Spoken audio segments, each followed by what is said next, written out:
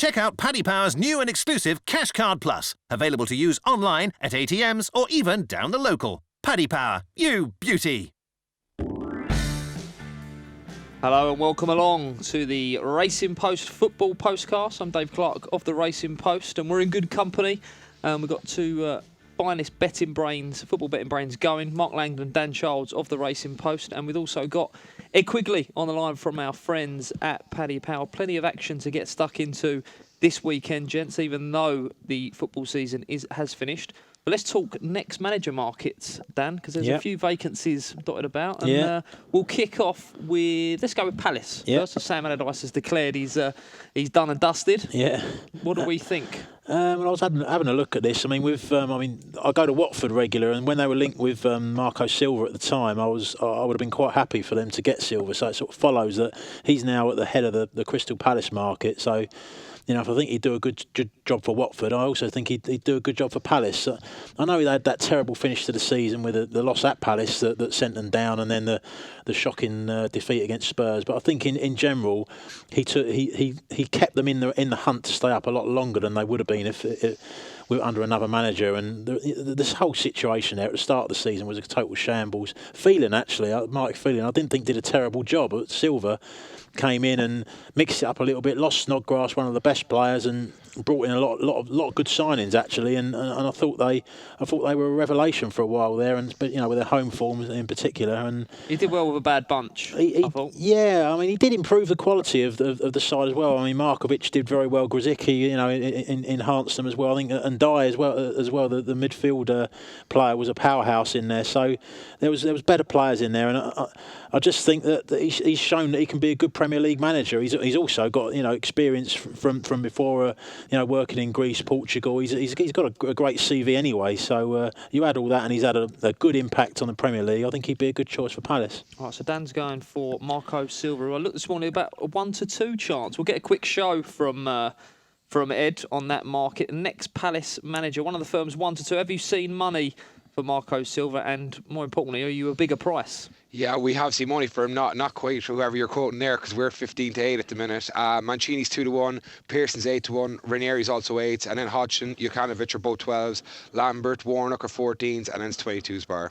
So money for Silva. Anywhere else? Has there been any moves? Yeah, like it's like, I suppose when we discuss all the manager jobs now in a few minutes, like it's the same names being linked with the three different jobs. Like it's all Silva, Pearson, you know, Ranieri. These kind of lads are all being linked. Around, yeah. Yeah, exactly. Like Silva looks like he's on the cusp of getting 3 jobs at the minute. Like, yeah, I mean, I'd probably go, like if I was Steve Parish, I'd probably go for Jokanovic myself. He did a great job with Watford 2 seasons ago, and last season, like, Fulham were very, very highly rated in particularly in Asia, and were like, they got chinned obviously by Reading last weekend. But yeah, I'd probably go for Jokanovic myself at 12-1. Mark Landon, thoughts? Well, Palace don't usually go for foreign managers. I think they've only had one in their history, so they are usually sort of more homegrown. I don't really like Mancini. I know he was the early favourite. That one surprised me really for Mancini. I feel like he thinks he's better than a job like that, even if he's maybe not.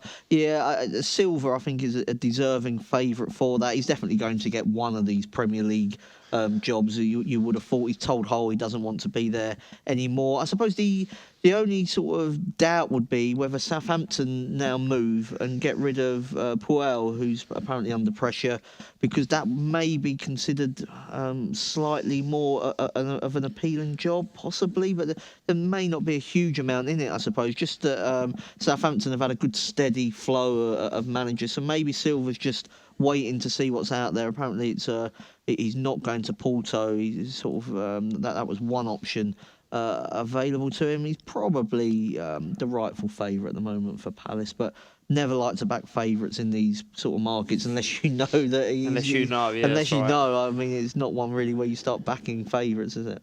Ed, is it a market that you kind of have to be ultra cautious? Because, I mean, there will be people in the know.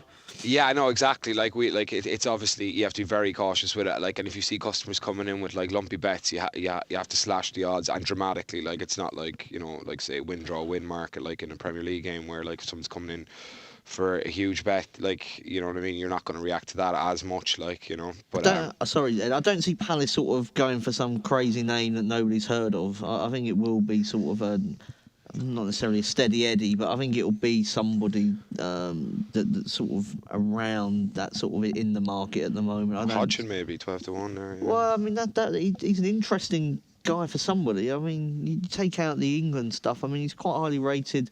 Good enough to get the Liverpool job in the first place. Good enough to get the England job.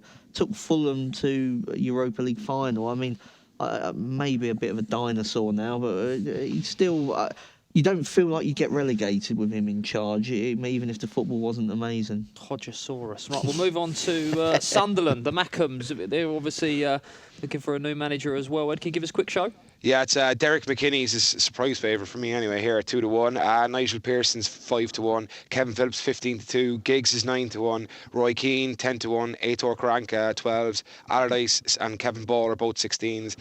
Wilder's 18s, and Marco Silva, that name again, 20-1. And why a surprising favourite for you? I suppose Sunderland are a championship team now, like, and I mean, Derek McKinney has done a good job, but yeah, I didn't expect to see his name at the head of the market. Maybe they could get someone a bit more box office. But to be fair to McKinney, he has done a good job at Aberdeen, like, you know. And any springers there? Yeah, I wouldn't be. I don't know why Giggs is constantly linked with kind of jobs of this ilk. Like they did a fly on the wall documentary. I remember at United when Moisey left and Giggs was manager or standing manager, and like he looked very uninspiring to me. Like I just don't think they should go anywhere near him. But like maybe Aitor Karanka 12-1 if he's in the mood for it. But he did a great job in Middlesbrough for a good 2 seasons before. Obviously last season was a debacle, but like he does know the championship well as well, you know. Dan, you're nodding. Yeah, Karanka. I mean that's my thoughts there really. I mean, that price, I think he knows the North East, knows the Championship's done a really good job in the Championship. I think if they could get him, he'd be a really good choice. Mark, anything in that market for you at the moment? No, I suppose the sort of interesting ones would be like Leeds takeover.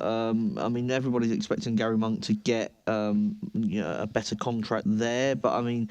Yeah, it's always one wary of backing people that are in the market at the moment, because what happens if Monk decides that things are not right for him at Leeds or whatever, and then he'd be somebody that you'd probably think would be high up on that list. I mean, the Sunderland fans think more of Roy Keane than sort of most of the general public, I think. So I think that's probably why he's sort of up there in the running. I mean, McInnes was in the champion. He was in English football before, wasn't it? Bristol City. Bristol City didn't work out for him at all. I mean, that would worry me. I know an Aberdeen fan. He doesn't rave about him there either. He just thinks they've got good players. It's a terrible league. They should be finishing second at the moment. So that would concern me. I suppose Nigel Pearson. It didn't work out for him necessarily at Derby, but take out. Was he given long enough at Derby to turn it around? I mean, he's somebody that you could see going in there, ripping it up and trying to start again, which I think is probably what they need at the moment. Could work better for him there than it did at Derby when he's sort of taking over a club players, that they want continuity. Maybe Pearson. I wouldn't go for McInnes, I have to say. Right, so to summarise, we think Marco Silva's going to get a job, but we're not sure which one. He'll definitely be getting a job in English football, I think that's fair to say. Okay, right, quick chat on the Europa League final last night. Solid performance from United, their 64th fixture of the season. I'm sure Mourinho had plenty to say about that. But solid enough performance and now in Champions League, Mark. Yeah, I mean, they did what they needed to do. I mean, Ajax, were on the verge, I think, of being overrated, overhyped. They have got, some good young players, and in 4 or 5 years' time, some of them will be playing for, really big clubs, on the continent. But,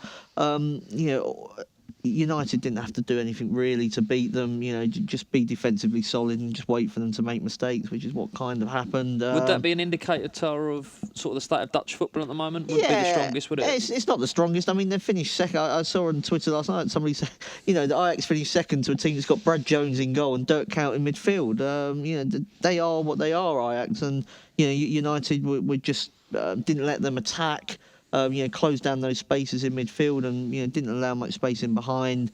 And the goals they scored, there was a deflection and a set piece. It was an awful game of football. I mean, everyone goes on about Mourinho's out tactics, Ajax. I mean, he just had miles better players and they've won a game of football they should have won.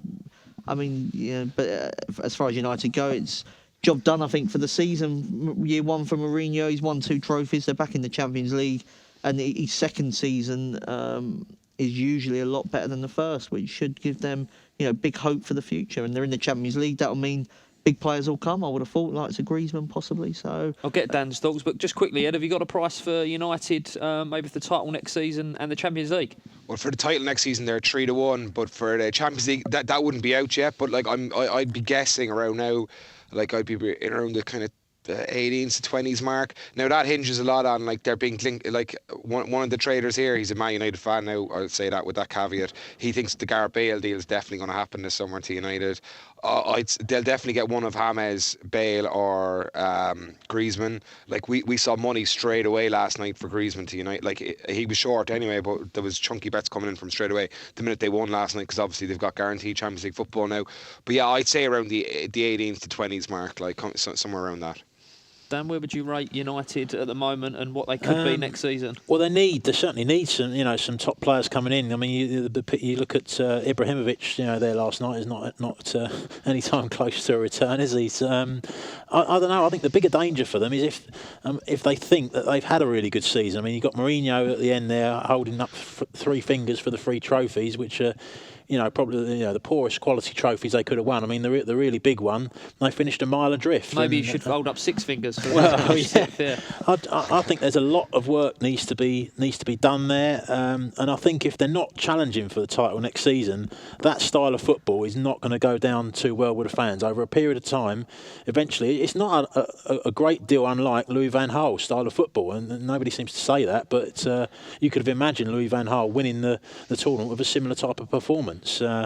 So I think that they do need to bring in a couple of big players. I mean, they might get a lot more from Pogba next season. That could be a big improvement for them. But talking about their title odds at the moment, I wouldn't touch them. Short at 3-1. Yeah, I wouldn't touch them with a barge pole at that price at the moment. Okay, right. We'll go for a quick break and a seamless link. We've always mentioned Derek McGuinness, the Aberdeen manager, but we'll do the Celtic Aberdeen game when we come back. Check out Paddy's new VIPP Club. Get a £10 free bet every week when you place 5 bets of £10 or more. Max £10 bonus per person per week. Excludes shops. Selected odds. Conditions and exclusions apply. 18+. BeGambleAware.org.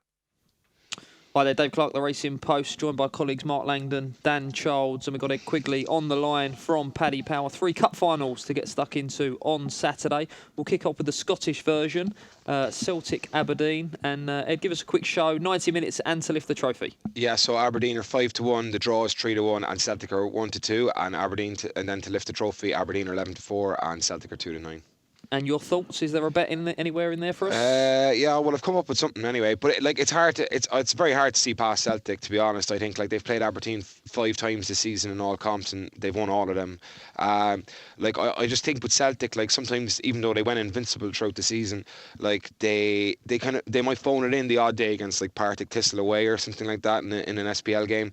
But just when they played Rangers in both those games recently, they just bossed them completely. They didn't let Rangers have a kick. The other good news for them is Moussa Dembele is back in training, so if the game is cagey or they're chasing a deficit, he'd be a good one to spring from the bench.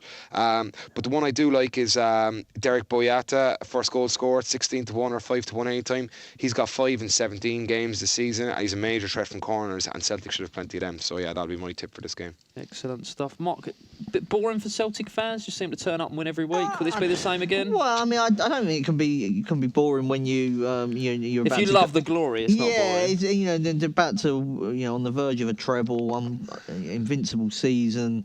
Eventually, though, you do want competition. I mean, otherwise it does become dull. And also, I think if you have a strong Rangers, that would enable Celtic maybe to keep some of them players who are some of these good players are going to want to test themselves at a higher level, on a more regular basis. I mean, Aberdeen have finished absolute mile behind them and with the second best team in Scotland this season. That's not Celtic's fault, that they're so much better, and Brendan Rodgers has still done a good job, because I think we've seen with the previous regime that you can still have the best players, the biggest budget, and mess it up slightly, which is what happened before.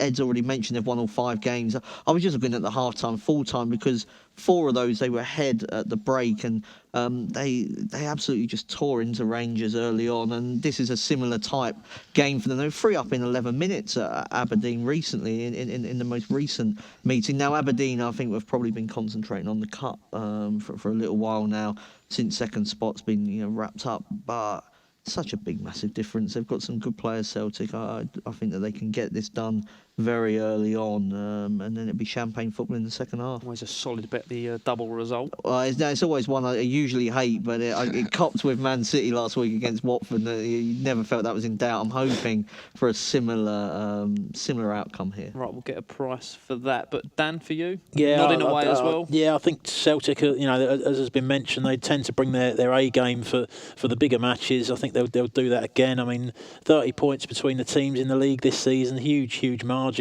Those 5 games, they won 3 of them by 2 or more goals against Aberdeen this season. So I was looking at a handicap bet.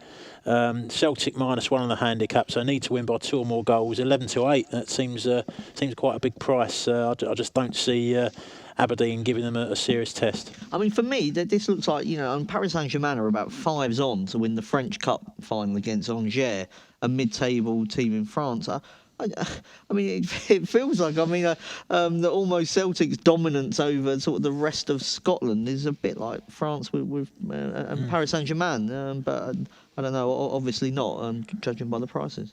Okay, Ed, what about the double chance, or double result, from Mark there, half-time, full-time? So Celtic is 5-4, and Celtic -1 is 11-8, as Dan just said there. And what other handicaps have you got on offer? I'm sure there'll be punters out there looking to get in the -2, -3, and all sorts. We've plenty. It'll take me a minute or two to find them now, but there's all type. We've Aberdeen and +2 at 1-2, and Celtic -2 then at 7-2. We've got Celtic +2 as well at 50s on if that way inclined, and Aberdeen -2 at 50-1. Yeah, so there's plenty of choice there, All right, I'll stick with you, Ed. We'll move on to the FA Cup final. 5:30 kickoff on Saturday. Chelsea against Arsenal. Arsenal won only one of the last 12 competitive meetings against their London rivals. How do you have it as a firm, Ed, and how do you see it as a punter? Yeah, so it's Arsenal are 7-2, the draw is 11-4, Chelsea are 4-5, and Arsenal to lift the trophy then are 15-8, and Chelsea are 4-11. Yeah, look, Arsenal have all sorts of defensive problems coming into this game. Obviously, Koscielny got suspended is suspended for that red that he received last weekend. Gabriel's out. Gibbs, I think I read this morning, is out now as well. But the only thing I will say is it's amazing to think that you're getting 7-2 on a team that beat the other team 3-0 only, I don't know, a couple of months ago, at the start of the season. I do think Chelsea will win. I'm not too sure if I'm that inclined by the 4-5 though. I think I prefer the over 2.5 goals at also at 4-5. But with Arsenal's defensive frailties, I think that'll shorten, and that represents good value. Dan, they might have 1 or 2 problems at the back, Arsenal, looking at the team news. Yeah, if one of these games, if both teams were at full strength, I could make an argument for saying that Chelsea are a little bit too short, but I just think the players out of the back there. I mean, Koscielny's such a big player for Arsenal. You take Gabriel out as well. I mean, they might struggle to actually play this 3 at the back that they've actually been doing quite well with Arsenal. 8 wins in the last 9 games, which everyone thinks of Arsenal as a team in crisis having problems, but they've responded pretty well towards the end of the season, as they often do. But I just think those defensive problems are going to really hurt them against the Chelsea side that they've kind of been in celebration mode since the West Brom game, haven't they? I mean, the Watford match rested a lot of players, and it was a really just a you attack, we attack kind of game. And the Sunderland game as well, they weren't totally focused in that game. Seemed to be more interested in giving John Terry his send off in that game. Send-off, yeah. But I don't know. Chelsea's, worth mentioning that again, their record against the top 6 in the Premier League is not completely brilliant. They've had 5 wins, 1 draw, and 4 defeats. So they're not unassailable against the top teams. But I just think that this game, Arsenal's the players that got out of the back is going to be crucial, and I would take Chelsea at that price. Mark, could Arsenal be a little bit vulnerable, maybe deflated, missing out top 4? I don't think they'll be that deflated. It's not like they were in pole position for it. I mean, they kind of. I think once Liverpool won at West Ham the other Sunday, that was it done really. I mean, we've not even mentioned the fact that Mustafi's not been able to train because of his concussion, and with the rules now, they're so hot on head injuries that if he's unable to train at the moment, apparently he still feels dizzy and stuff like that.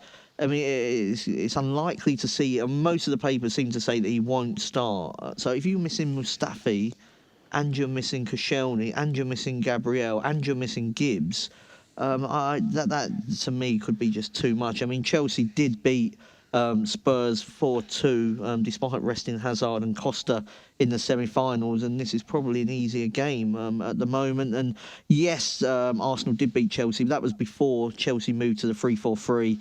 They picked up 1 point against Tottenham. They picked up 1 point against City. They were beaten home and away by Liverpool. They've beaten a Manchester United team who jacked it in by the time they went to the Emirates. They were completely outplayed at Old Trafford, nicked a 1-1 draw. I just think in these big matches, and they did beat City in the semi-final, but again, I mean, City hit the woodwork twice, should have had a penalty.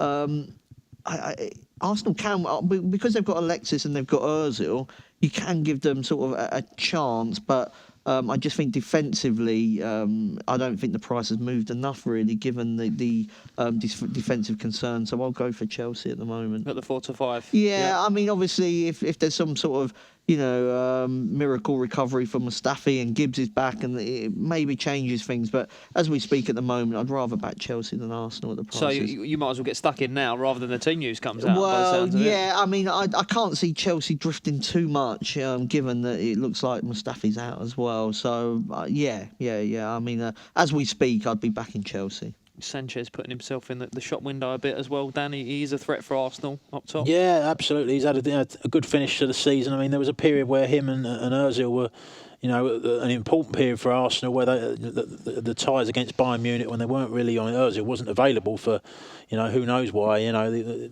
variety of reasons for a couple of months there, it seemed almost. But no, they're both back on in decent form now, but I just think those weaknesses at the back are going to find them out. Okay, he had quite a popular bet with a lot of punters. Is both teams to score and the outcome. What price that with Chelsea winning? Result in both teams to score, is it? That would be 11-4 on Chelsea, and on Arsenal 7-1. I mean, traditionally FA Cup finals are low scoring, but Arsenal can't really afford to sit back, can they? If they've got all these defensive injuries. Right, we'll move to the continent. Barcelona. This is Alaves in the Copa del Rey final. I'll start with you, Mark. Very switched on the European football. Basically, 2nd versus 9th, and there is a mile between them in the betting. Is it just going to be one-way traffic throughout? I expect Barcelona to win, but I wouldn't say it's going to be an absolute stroll. They did thrash Alaves away from home, Barcelona, but Alaves, like 3 days previous, had just qualified for the final in an absorbing game against Celta Vigo. Their mind just wasn't on that game when they got absolutely hammered at home by Barcelona. They won away to Barcelona. You look at their results against Atletico Madrid. They've drawn with them a couple of times. Pellegrino, the manager, is very much from the Rafa Benitez stable. He was one of the players at him with Valencia and at Liverpool. He's a well-organised coach. They're unbeaten in 7. The way I'm looking to play this one is the time of the first goal after 20 minutes. That's the line being set by Paddy Power. Would have copped, even when Barcelona, was it 7 they beat them? They absolutely thrashed Alaves, but 6-0. 6-0. It was 6-0. But they still needed more than 20 minutes to break the deadlock. When Real Madrid beat them 3-0 at the Bernabeu, it took 31 minutes. Like I say, they drew 0-0 at home to Atletico Madrid and were by far the better team. When they drew 1-1 at the Calderón, the first goal didn't arrive until the 90th minute. I just think they can frustrate Barcelona for 20 minutes. Maybe even a bit longer, maybe half an hour before the obvious quality shines through. Yeah, for those out there sort of wondering where Real Madrid are, they were beat by Celta Vigo, as you mentioned, who were beat by Alaves. But who should we be looking out for, Alaves up top? No, it's not really. It's more about the collective with Alaves. Very much, like I say, Pellegrino has got a team. Yeah. He is somebody that followed sort of the Benitez way of thinking, where it was always the team is the absolute, and even Steven Gerrard found that out to his cost sometimes. And it's pretty much the same at Alaves. No standout players, particularly. They've just got a very well organised side that's going to hopefully frustrate Barcelona for a little while. Okay, right. Give us some prices then, Ed. I noticed that Paddy Power top price about Alaves to actually lift the trophy at 8-1. So you're very much the school of thought of Mark, one-way traffic. Yeah, so in the match betting, Barcelona are 8 on, the draw is 7-1, and Alaves are 20-1. And now, actually, Barcelona to lift the trophy are 25s on, and Alaves are actually 9-1 now. But yeah, like I hear what Mark's saying. I've a few of those points as well that he just mentioned. Like Alaves did have a lovely route, as good as route as you could to get to this. Like they played Gymnastic, Alcaron, and Celta Vigo. Like Celta Vigo by far the toughest opponents there. Yeah, and I wouldn't have much of an opinion on this. I just reckon Barcelona are going to win. Like, to be perfectly honest, Wow. at the prices that'd be the suggestion as well. I mean, I think just Barcelona -2 at evens probably looks more than fair to me, and that's probably the way I play it if I was to have a bet in this. Dan, anything juicy at a price for us? I think eventually, I mean, they're a well-organised team, Alaves, but I think eventually the goals will flow for Barcelona, and I think Alaves might nick one at the other end as well. I mean, one of the things about Barcelona is they're not totally solid at the back. They've got one clean sheet in the last 8 games, even though they've won, been on a really good winning run towards the end of the season. So there's a bit of a vulnerability there at the back that Alaves might nick a goal. So I don't see that affecting the result. I think Barcelona will win comfortably. So I looked at the Barca to win and both teams to score at 17-10. Looked a big price. Yeah, I like that. That's very interesting. Right, that's the cup finals on Saturday dealt with. Let's do Saturday's best bets. This will not be beaten. Start with you, Dan. First leg of a juicy treble. What have you got for us? I'm just going back to the FA Cup final. I think Chelsea, with the problems Arsenal got at the back, and they're a much better side as well this season. I think 4 to 5's a decent price. Okay, Mark, moving on to you. Yeah, I'm going to stick with one we've already discussed as well. I thought the Celtic half-time, full-time was pretty fair given their dominance of Scottish football this season. Okay, and Ed, are you going with Barcelona at 1 to 25 to finish that treble? Ed? I'm going to go with Lazio at 2-1. 2-1 Lazio, yeah. To beat Crotone, yeah. Crotone are fighting for relegation in Serie A, but I just think they're even money at home. I think even though they're on a good run, I think it's an overreaction. Even though Lazio are missing players as well, like Keita, I just think 2-1 looks massive on Lazio, and that looks a cracking bet to me. Good stuff. Bets here, there, and everywhere. Right, competition time. You know the drill now. Every week, sponsors at Paddy Power give our listeners a chance to win a €25 or £25 free bet. Competition, the Racing Review show on Mondays, also one here Thursdays on the Football Postcast. All you have to do is answer this question and tag in the Postcast hashtag on Twitter. Who finished the season as the Premier League's top goal scorer? Winner will be announced next week. And the winner will have their free bet credited to their Paddy Power account. You can open an account at paddypower.com. Last week's winner is Russ Yersh from Boreham Wood, who correctly answered that Sunderland finished last in the Premier League. Right, we'll head for another break. We've got some more games to get stuck into. Check out Paddy's new VIPP Club. Get a £10 free bet every week when you place 5 bets of £10 or more. Max £10 bonus per person per week. Excludes shops. Selected odds. Conditions and exclusions apply. 18+. BeGambleAware.org.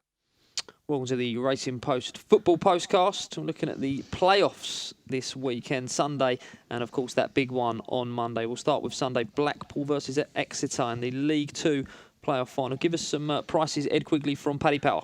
Yeah, so Blackpool are 9-5, the draw is 23-10, and Exeter are 6-4, and Blackpool to get promoted then are even money, and Exeter are 5-6. Very competitive, Ed. How do you see it? Yeah, so like it looks like it's almost going to be like a home game for Exeter in a way. Like, I mean, Exeter have sold 20,000 tickets. Blackpool have only sold 4,000 because they're still boycotting Carl Oyston, the owner there, and apparently they're not selling tickets at all for the most part.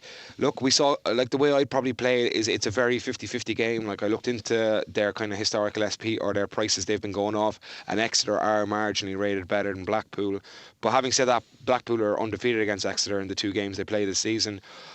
We saw goals galore in the playoff semi-finals. They were by far the most entertaining of all the playoff semi-finals in all the divisions. So I go with a tentative bet at 4-5 on over 2.5 goals. That there'll be plenty of goals in the game, and it being a bigger pitch than they're used to, that might help too.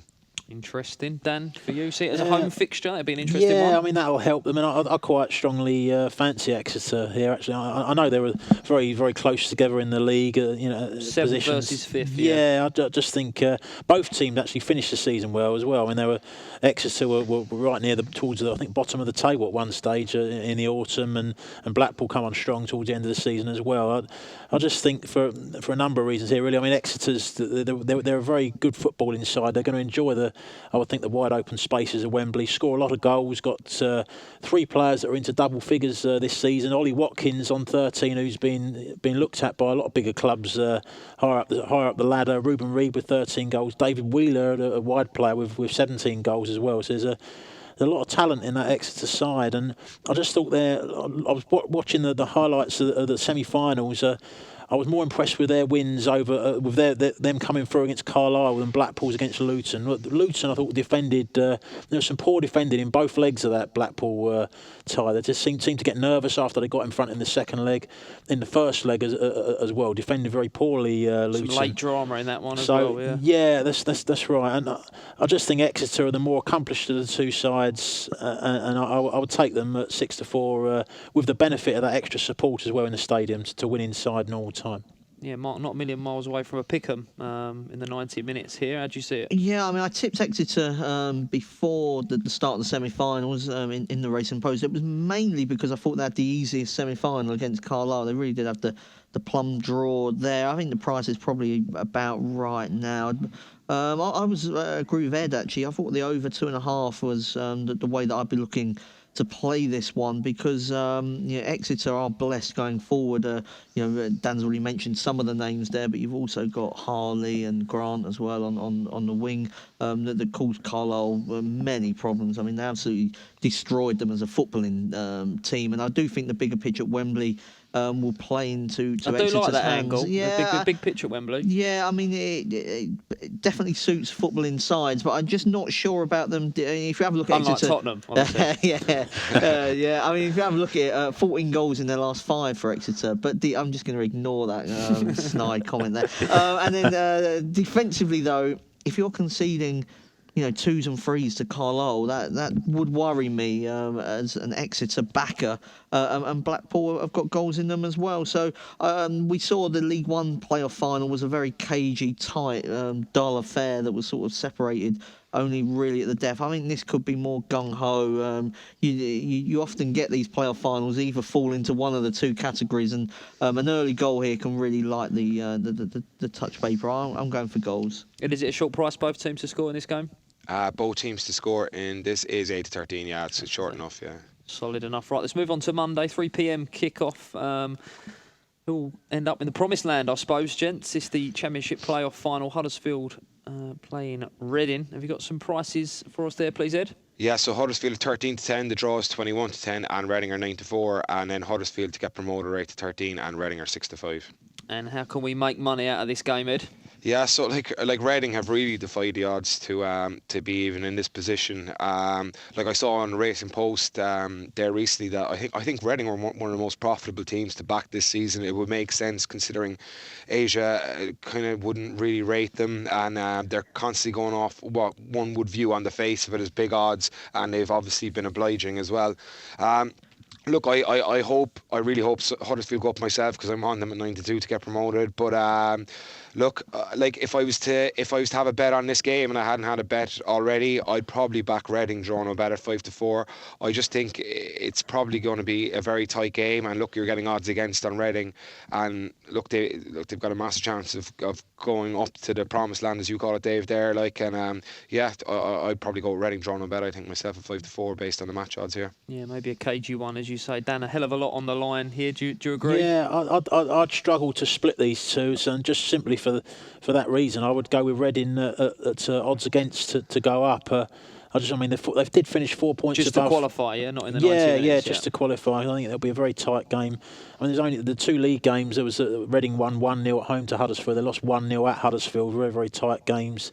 They did get 4 more points over 46 games in the league as well than Huddersfield. And although they're not the greatest eye-catching team, Reading, they do seem to focus on these big games. I mean, you look at the 2 matches against Fulham. They played a portion of the first leg at Fulham with 10 men as well. You know, come out of that with a draw, and only conceded 1 goal over the 2 legs against the Fulham side that's been scoring goals for fun. Was the joint alongside Newcastle and Norwich, got 85 goals for them as the leading scorers in the division. So I think if Reading can come through that over 2 legs, then why shouldn't they succeed against Huddersfield? Huddersfield are really impressed with the way they play. I fancied them actually to come through the tie against Sheffield Wednesday. I think we were in danger of getting a bit overrated, but they play lovely football, Huddersfield, but they lack match winners, I would say, up front. They lack a real quality, a top goal scorer up front. I mean, you Reading have got Kermorgant, who bangs in a lot of their goals. Huddersfield, you'd struggle to pick an individual who's their go-to man up front. And at the back, sometimes they can make an error as well defensively. So, no, I'd be Reading at odds against. Yeah, just quickly, what price is no goal scorer in this game? So, just 2 seconds. It's 13-2. 13-2 could be worth a few quid. Mark, how do you see it? Yeah, I disagree with Dan. I think Huddersfield are going up, so I'm not going to help the listeners too much here. I mean, Reading, it's incredible, really, how they've managed to get where they are. Their shot ratio to share of match shots is the 3rd worst in the whole of the Championship. Only Rotherham and Barnsley have conceded more shots on target.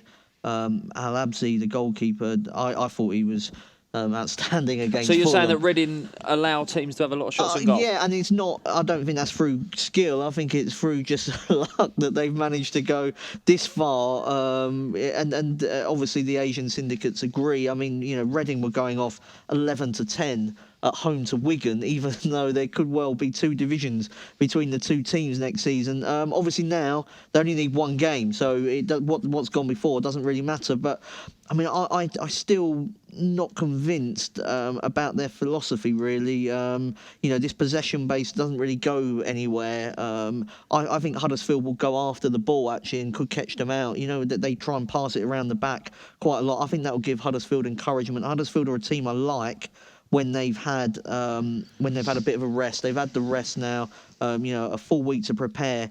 Yes, they finished behind Reading in the playoffs, but they in the regular season. But they did give up the ghost once they knew that automatic promotion was out of the way. I thought they were quite a bit better than Reading, really, over, say, the whole 46-match season, despite what happened in the eventual league table. League table doesn't always... They got off to a flyer, didn't they, Huddersfield? They did, yeah. I mean, they caught teams on the hop a little bit, you know, playing the way that they did. I felt that the 46-match season caught up with them at various stages, really. It's hard to play at that pace for a whole season. I mean, we've seen Liverpool, and Wagner and Klopp are good mates. We've seen Liverpool struggle to do that, and so Huddersfield with worse players and, you know, having to play more matches, you know, it does take its toll. But I like them to be promoted. I thought that they held their nerve pretty well in the shootout as well, and Reading have missed a lot of penalties this season. If it comes down to a shootout, I'd prefer Huddersfield on that sort of front as well, and it could be that tight. I just think that Huddersfield are the better team, and I'll be backing them to go up. Well, I wasn't sure going into this little chat, and I'm even more confused. Sorry. Now there's no goal scorer, and then all of a sudden Huddersfield are going to have 1 million shots. So hopefully one of the guys will be right and guided you. Well, one of us will be right. Yeah, well, of course, yeah. And what was your thoughts again, Ed? Just quickly, we'll give you the deciding vote. Well, I hope Huddersfield actually go up, but I think at the prices I'd go, if I hadn't had a bet previously on promotion or anything like that, I'd go with Reading myself. So you don't know either, Ed, basically. Reading draw no better 5-4. Best of luck with that bet on Huddersfield anyway. Thank you guys for your time. Tune in to next week's football postcast. We'll be looking at the Champions League final. Always don't forget to rate and subscribe to this postcast on iTunes. Check out Paddy Power's new and exclusive Cash Card Plus, available to use online, at ATMs, or even down the local. Paddy Power, you beauty!